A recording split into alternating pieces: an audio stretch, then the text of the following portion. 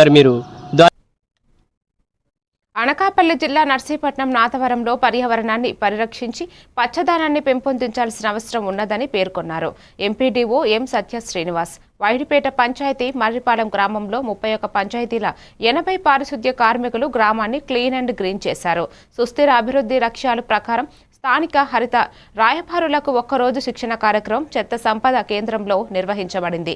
ఈ కార్యక్రమంలో deputy MPDO Murthybabu, మండల తెలుగుదేశం పార్టీ అధ్యక్షులు నందిపల్లి వెంకటరమణ, స్థానిక వైసీపీ సీనియర్ నాయకులు మంకు సాంబమూర్తి, బీజేపీ నాయకులు గవిరెడ్డి త్రినాథ్, పంచాయతీ కార్యదర్శి చిన్నోడు తదితరులు పాల్గొన్నారు.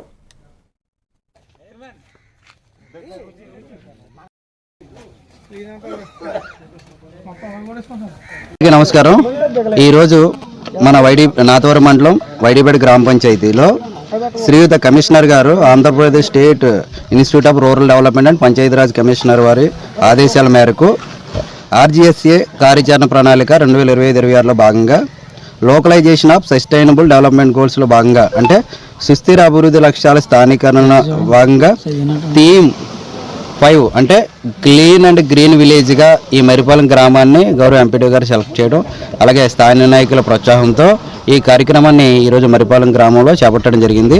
అందులో భాగంగా నాతవరం మండలంలో పనిచేస్తున్నటువంటి పంచాయతీ కార్యదర్శులు, సచివాలయం సిబ్బంది, గ్రీన్ అంబాసిడర్స్ అందరూ కూడా ఈరోజు మర్రిపాలెం గ్రామాన్ని విచ్చేసి ఈ కార్యక్రమంలో ఉదయాన్నే 6 గంటలకు పాల్గొని మర్రిపాలెం గ్రామంలో ప్రతి వీధిని పరిశుభ్రం చేయడం జరుగుతుంది.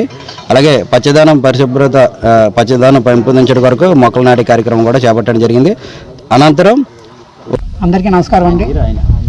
ఈరోజు మన రాష్ట్ర ప్రభుత్వం వారి ఆదేశాల మేరకు జిల్లా కలెక్టర్ గారు, జిల్లా పంచాయతీ అధికారి వారు, అలాగే ముఖ్య కార్యనిర్వాహక జిల్లా ప్రజా పరిషత్ విశాఖపట్నం వారి ఆదేశాల మేరకు మన నాతవరం మండలంలో వైడిపేట గ్రామ పంచాయతీలోని మర్రిపాలెం గ్రామంలో గ్రామం మొత్తాన్ని కూడా శానిటేషన్ కార్యక్రమాన్ని చేపట్టడం జరిగింది.